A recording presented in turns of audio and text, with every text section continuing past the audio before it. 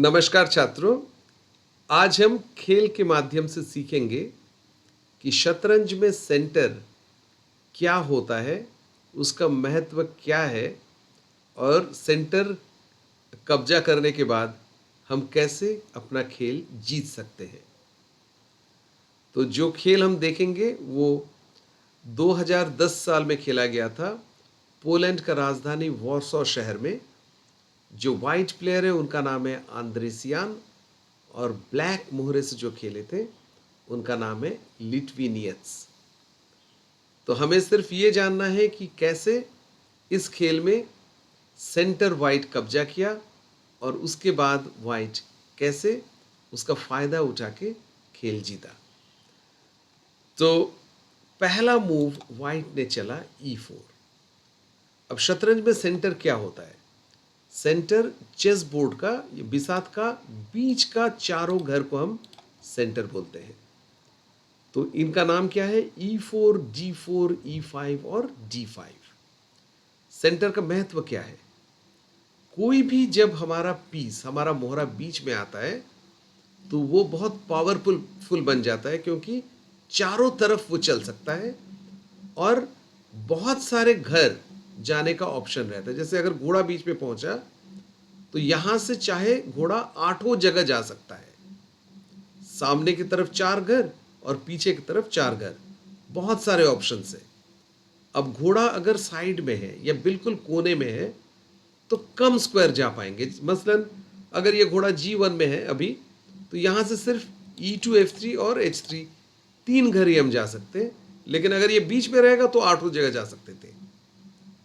इसके अलावा एक और फायदा है सेंटर में कोई पीस रखने से, वो ये कि सेंटर में कोई, मसलन अगर हम घोड़ा को ही देखें कि अगर घोड़ा E5 में रहेगा तो E5 से A8 बाएं तरफ का कोने में जाने में सिर्फ 3 चाल लगेगा, C4, B6 और A8। अगर H8 दाहिने कोने में जाने बोले तो सिर्फ 2 चाल में पहुंच जाएगा, G6, H8 अथवा F7, H8। तो किसी भी कोने में हम 2-3 चाल में पहुंच सकते हैं अगर हमारा कोई मोहरा बीच में रहता है। अगर हमारा मोहरा कोने में रहता है तो दूसरा कोना में बहुत टाइम लगेगा पहुंचने में। तो इसलिए हमेशा हम बोलते हैं कि मोहरे को बीच में रखना चाहिए, मिलजुल कर रहना चाहिए और बीच में रहना चाहिए। लेकिन अब क्वेश्चन है कि सिर्फ मैं नहीं, मेरा ओपोनेंट भी तो वही चाहेगा बीच में रखने का। तो हम ऐसा क्या कर सकते हैं कि ओपोनेंट को, मोहरे को बीच में नहीं आने दें? तो उसके लिए हम शुरू से पॉन से सेंटर में रखते हैं, ताकि अगर ओपोनेंट का कोई मोहरा बीच में आएगा तो हमारा पॉन उसे मार देगा। तो पहला मूव जैसे E4 किए, इसका 2 मकसद है। एक तो सेंटर कंट्रोल करना, ओपोनेंट को नहीं आने देना, और दूसरा खुद का मोहरे भी निकलेगा। जैसे बिशप का डायगोनल खुल गया, क्वीन का डायगोनल खुल गया। तो अब E4 के बाद ब्लैक ने भी चला E5 और व्हाइट ने नाइट F3 चला, डेवलप किया। हमने इसके पहले देखा कि जल्दी जल्दी हमें डेवलप करना है मोहरे ओपनिंग में। अब ब्लैक ने खेला नाइट C6, नाइट भी निकला और पॉन को भी बचाया। व्हाइट ने चला बिशप C4, अपना बिशप को निकला, और ब्लैक ने भी चला बिशप C5। अब यहां पे व्हाइट ने ऐसा एक चाल चला जो बहुत इंटरेस्टिंग है, जिसका फायदा भी है, नुकसान भी है। तो व्हाइट ने चला C3, पॉन को बढ़ दिया C3। अब नुकसान ये है कि व्हाइट C3 चलने के बाद घोड़ा तो यहां आ नहीं पा रहा है। घोड़ा बीच में आके D5 तक चलेगा तो व्हाइट का घोड़ा स्ट्रांग रहेगा, लेकिन व्हाइट ने अपना घोड़ा ना निकल के पॉन यहां चला, ताकि व्हाइट अगर अभी D4 चले तो ब्लैक इस पॉन को मार सकता है, क्योंकि इस पॉन का जोड़ नहीं है। लेकिन पहले C3 करके उसके बाद व्हाइट D4 चलेगा, ताकि D4 पॉन का सपोर्ट C3 पॉन से बना रहेगा। और D4 चलने का फायदा क्या होगा वो हम देखेंगे इस गेम में। ब्लैक ने यहां चला D6 अपना दूसरा बिशप निकलने के लिए, और व्हाइट ने तुरंत D4 चला। अब D4 से बिशप को अटैक कर रहा है, बिशप को मारेगा। अब ब्लैक यदि बिशप को भागता है तो थोड़ा टाइम सोच के निकालना है व्हाइट कैसे यहां से बढ़त ले सकता है। तो व्हाइट का बेस्ट मूव है D से E मारना, ताकि ब्लैक जैसे ही वापस मारेगा वाइट क्वीन से क्वीन मार देगा। और अब देखना है कि किंग और नाइट दोनों से ब्लैक क्वीन को मार सकता है, लेकिन ब्लैक का दोनों मोहरे का कोई ड्यूटी लगा हुआ है। जैसे किंग से मारता है तो F7 का सपोर्ट कम हो गया, पहले किंग F7 का जोर दे रहा था, हट गया तो इसे मार देंगे। अगर नाइट से मारता है तो हम E5 मार देंगे, क्योंकि नाइट जब तक C6 में था E5 का जोड़ था।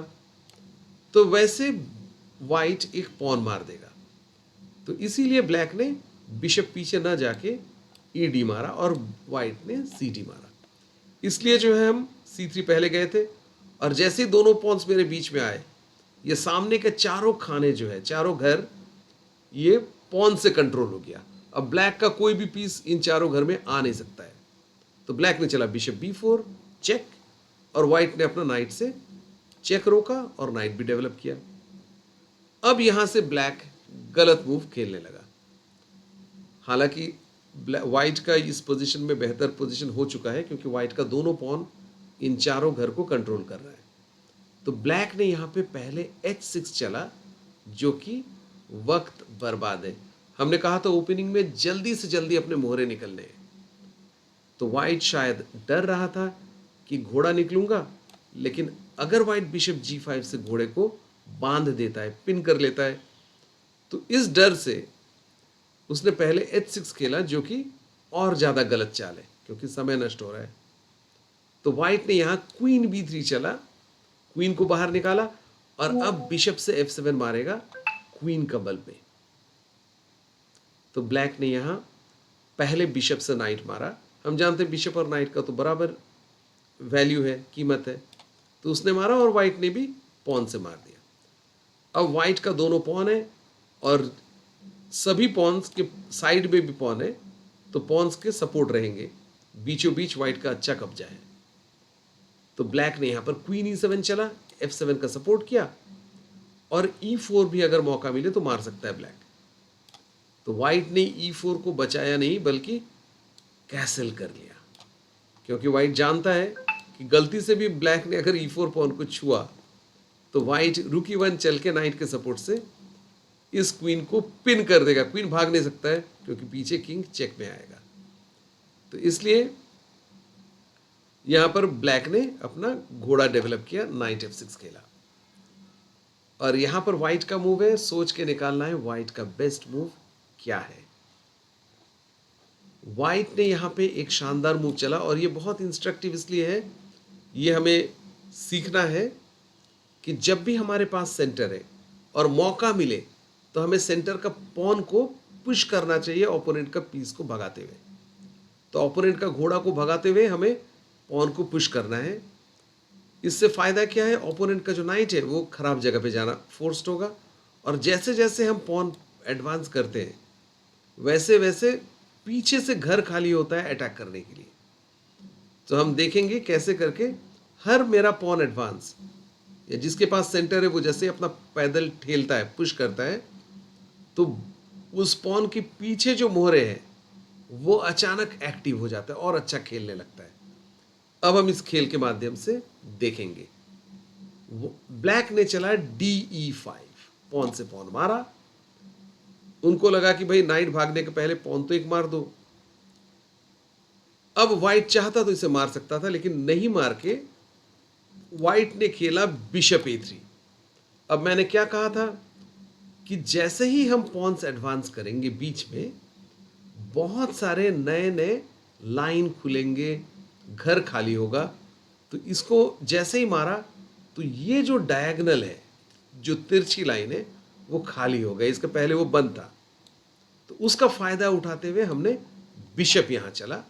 अब हम क्वीन को अटैक करेंगे, और ये किंग कैसल नहीं कर पाएगा, क्योंकि उसके रास्ते में बिशप का चेक आएगा। तो अभी क्वीन भागा ब्लैक ने, और वाइट ने नाइट से पॉन मारा, फिर से क्वीन पर हमला करते हुए। ब्लैक ने भी नाइट से मारा, और वाइट का पॉन एक बार फिर से बीच में, पॉन आगे है, नाइट को भगा रहा है। नाइट E4 जाना पड़ा भाग के, और चूंकि हमने सेंटर का पॉन्स बढ़ चुका है, तो ये जो पीछे लाइन्स है ये अब खुल गया है अटैक के लिए, ये फाइल खुल गया है। तो वाइट ने उसका फायदा उठाते हुए जैसे बिशप को लाया था A3, अब रुक को ला रहा है D1, फिर से क्वीन पर अटैक, और क्वीन को हटना पड़ा, क्वीन F5 दिया। अब फिर से आपको सोचना है वाइट एक चाल में कैसे खेल खत्म कर सकता है। वाइट का ऐसा मूव होगा जिससे कि ब्लैक का क्वीन मर जाएगा। तो वाइट का शानदार मूव है बिशप से F7 चेक। किंग बिल्कुल हिल नहीं पा रहा है क्योंकि ये दोनों स्क्वायर ये बिशप कंट्रोल किया है, डी फाइल में वाइट का रुक कंट्रोल किया है, और E8 पे शह है और क्वीन का सपोर्ट है।